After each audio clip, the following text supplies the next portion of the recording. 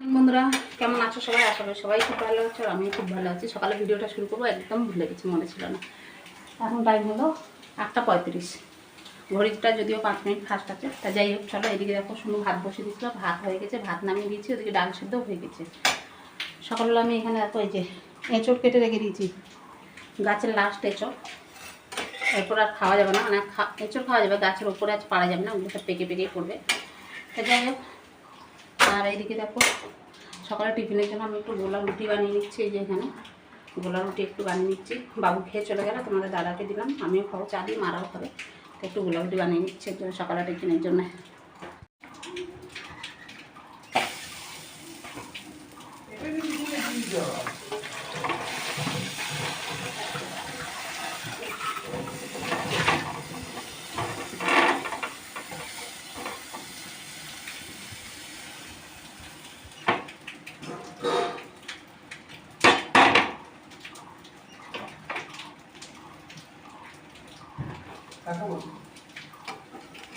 চলে গেছে।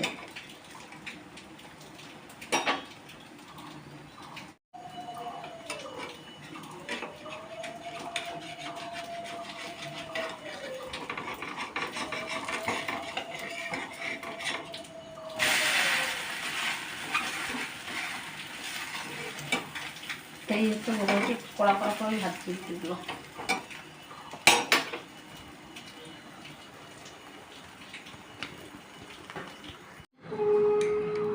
এখানে হচ্ছে চা না, এটা প্রোটিনটা নিয়ে নিয়েছি। আর এই হচ্ছে গোলা রুটি। তো চলো সকালের টিফিন এটাই আজকের, গোলা রুটি।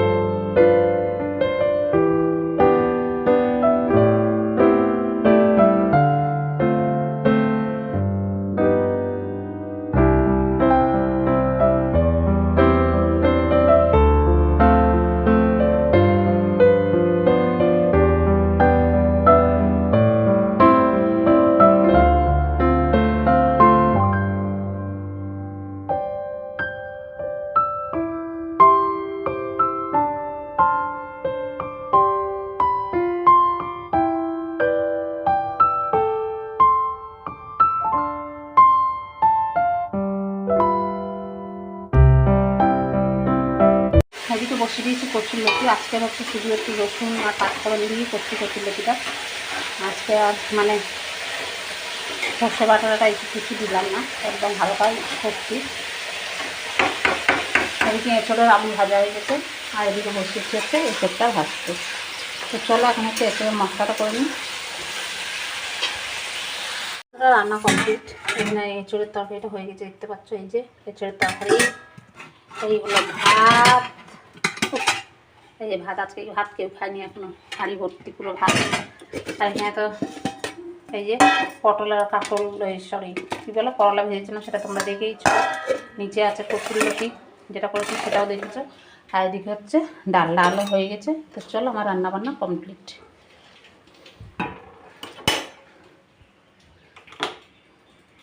দেখো বন্ধুরা, এখন টাইম হলো 1:10, দুপুর 1:10। আমার খাওয়া দাওয়া হয়ে গেছে, ছেলের খাওয়া দাওয়াও হয়ে গেছে। আমি শাশুড়ির ছেলে খেয়ে নিলাম, আর সব তো অফিস চলে গেছে। তো ছেলেও যেহেতু সকালবেলা গোলা রুটি করেছিলাম, 2টো গোলা রুটি খেয়েছিল, আর কিছু খায়নি। তো ওরও চান টান করে খেয়ে নিল। আজকে আর এক্সারসাইজ করেনি। কালকের থেকে হচ্ছে ঘাড়ে ব্যথা করছে, মনে হয় বালিশের জন্য, মানে উল্টো করে ঘাটটাতে এরকম করে ঘুমায়, ওই জন্য মানে ঘাড়ে ব্যথা হয়েছে। তো কালকে থেকে ঘাড়ে ব্যথা করছে, ওই জন্য আজকে এক্সারসাইজ করেনি। বলে না এক্সারসাইজ করবো না, ঘাড়ে ব্যথা করবে বেশি। তো যাই হোক, ও খেয়ে দিয়ে উঠলো, ওকে একটু একটা আম কেটে দিয়ে আসলাম, আম খাচ্ছে। আর দুদিন এত কড়া রোদ্দুর উঠেছিলো, এত গরম পড়েছিল, থাকা যাচ্ছিল না। আর আজকে দেখো ভোরের থেকে টিপির টিপির টিপির টিপির বৃষ্টি হয়েই যাচ্ছে। আজকে একটু গরমটা কম আছে, মানে ওই কড়া গরমটা নেই। ব্যবসাটা গরম আছে কিন্তু কড়া গরমটা নেই। আর টিপ ঝিঝির করে সকাল থেকে বৃষ্টি হয়ে যাচ্ছে ভোরের থেকে। এখন জাস্ট 5 মিনিট মতন হলো বৃষ্টিটা বন্ধ হয়েছে। এখন ওয়েদারটা দেখো, নাহলে ঝিরঝির বৃষ্টি পড়েই যাচ্ছে সকাল। তো 5 মিনিট হলো বৃষ্টিটা বন্ধ হয়েছে। কাপড় চোপড় তো কিছু শুকায়নি, তো এখন ছাদে গিয়ে কোনো লাভ নেই, যেহেতু রোদ্দুর নেই, সকাল থেকে বৃষ্টি হয়ে যাচ্ছে, তা কাপড় চোপড় কিছু শুকাবে না, সব শেডের নিচে দেওয়া আছে। তাই এখন আর ছাদে যাবো না।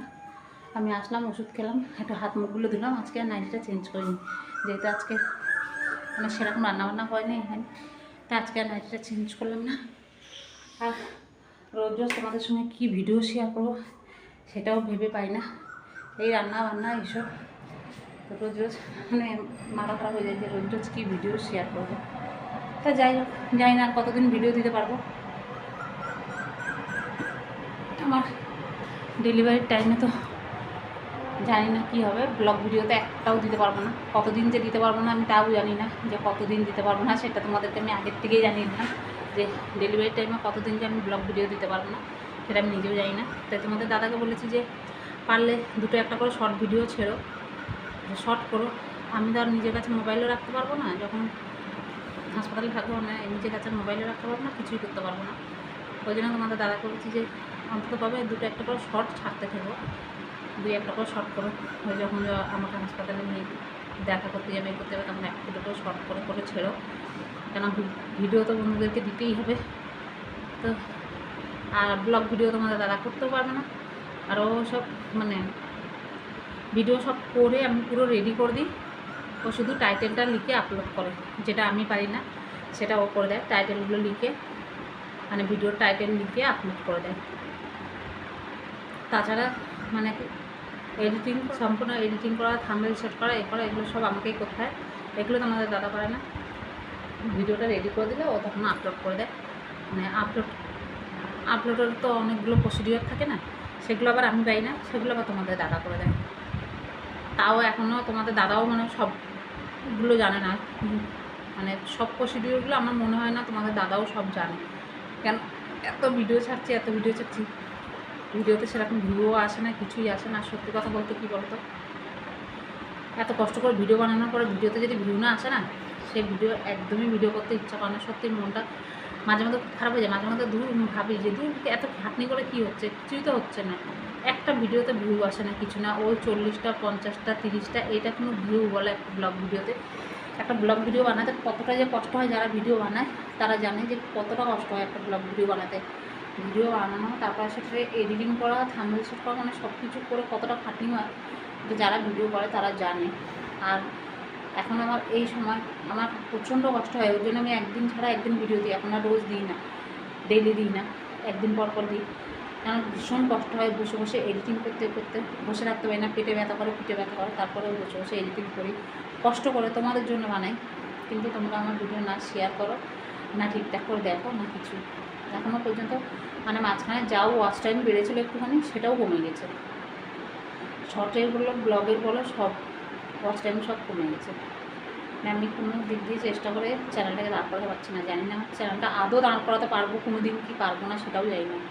তবে ভিডিও আমি করেই যাবো টুকটাক করে, যেরকমই পারি, যতটুকু পারি, যেরকমই পারি ততটুকুই তোমাদের সঙ্গে শেয়ার করবো।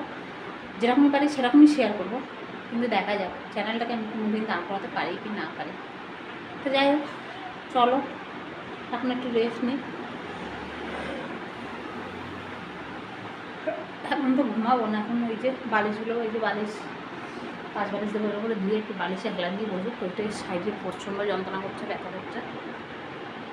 রান্নাবান্না করলাম, গ্যাসটা সব পরিষ্কার করলাম, রান্নাঘর পরিষ্কার করলাম, বাসন ছিল রান্নার, সেগুলো সব মাজা ঘষা করে খাওয়া দাওয়া করে উঠলে আরও বেশি কষ্ট হয় বসতে। যদি একটু এখন কিছুক্ষণ বালিশে হেলান দিয়ে বসবো তাহলে একটু আরাম লাগবে। পরে ঘুমাবো তো এই 8 ঘন্টা, হয়তো খুব বেশি 1 ঘন্টা তো দুপুরে ঘুমাতেই পারি না। এখন 1 ঘন্টা ঘুমানোর কথা বাদ দাও, রাত্রে হয়তো টানা 1 ঘন্টা কোনো সময় ঘুমিয়ে আবার ঘুমিয়ে গেলে আবার হয়তো ঘুমায়, কিন্তু দুপুরে ওই ধরো 8 ঘন্টা কোনো সময় 20 মিনিট, কোনো সময় 40 মিনিট এরকম শুই, তারপরে আবার উঠে যায় ব্যথার চোটে, শুয়ে থাকতে পারি না। তা যাই হোক, ভগবানের কাছে প্রার্থনা করা, এতগুলো দিন আমি কাটিয়ে এসেছি, আর এই 1-1.5 মাস যেন আমি মানে ঠিকঠাক করে কাটাতে পারি। মোটামুটি একটা ডেট দিয়ে দিয়েছে ডাক্তার, তো এই 1-1.5 মাস যেন আমি ঠিকঠাক করে কাটাতে পারি। এতগুলো মাস যখন কাটিয়ে এসেছি, আর এই 1-1.5 মাস কষ্ট করেও হলেও ঠিকঠাক করে যেন দিনগুলো কাটে, এটাই ভগবানের কাছে প্রার্থনা করো তোমরা। আর কি বলবো বলো, আর কিছু বলার নেই। তো যাই হোক, শুধু চিন্তা হয় ছেলেটাকে নিয়ে, যে আমি যখন থাকবো না ছেলেটা কী করবে। যদিও বড় হয়েছে, কিন্তু ওর বুদ্ধি টুদ্ধি না একটু কমই, অন্য বাচ্চাদের তুলনায় অতটা চালাক চতুর নয় ছেলেটা আমার। তো সেই জন্য হচ্ছে আমার একটু টেনশন হয়। স্কুলও খুলে যাচ্ছে, সোমবার থেকে স্কুল খুলবে, আজকে হচ্ছে শুক্রবার, সোমবার থেকে স্কুল খুলবে। ওর যদি ডেলিভারি টাইমে স্কুলটা ছুটি থাকতো তাহলেও আমার অতটা টেনশন হতো না। স্কুল খুলবে, স্কুল যাবে, স্কুল থেকে মাস্টার বাড়ি, ওর টিফিন বানিয়ে দেওয়া, ওর এই করে দেওয়া, মানে কীভাবে কী হবে আমার মাথায় কিচ্ছু ঢুকছে না। এই টেনশনে না আমার আরও ঘুম সব লেগে যাচ্ছে, যে আমি থাকবো না, ছেলেটা কী করে কী করবে, মানে ওর টিফিন বানিয়ে দেওয়া, স্কুল যাওয়া, কে করবে টিফিন বানিয়ে দেওয়া, তারপর টাইম মতন খেয়ে স্কুল যাবে। সে না একটু সিদ্ধ ভাত হোক, যাই হোক, খেয়ে স্কুল চলে যাবে। এই স্কুল থেকে আসবে, খাবে কি খাবে না, কী করবে না করবে, আমার একটা বড় টেনশন ছেলেটাকে নিয়ে আসতো। ছেলেটা যখন হচ্ছিলো তখন কোনো টেনশন ছিল না, কোনো চিন্তা ছিল না। যখন ছেলে হয়েছে নিজের মতন চলে গেছে, হসপিটালে ছিলাম, এই করছিলাম, কোনো টেনশন। এখন ও একটুখানি ঘরে না দেখতে পেলে মা কোথায় গেল মা কোথায় গেল করতে থাকে, তাই ভাবি এই কটা দিন কীভাবে ও কাটাবে। তো যাই হোক, ভালো ভালো সব কিছু যেন হয়ে যায়, ভালো ভালো যেন দিনগুলো কাটায়, এটাই প্রার্থনা করো। আর এটা আমিও ঠাকুরের কাছে প্রার্থনা করি যে আমার সব কিছু যেন ভালো ভালো করে ভালো ভালো হয়ে যায়, ভালো ভালো করে দিনগুলো কাটে, ভালো করে সব কিছু আবার আগের মতন করেই থাকতে পারি, এরকম মনে হয়। তো চলো, আজকের মতন ভিডিওটা শেষ করলাম এই পর্যন্ত। দেখা হবে নতুন একটা ভিডিও নিয়ে। সবাই ভালো থেকো, সুস্থ থেকো, আমার কাছে থেকো। টাটা।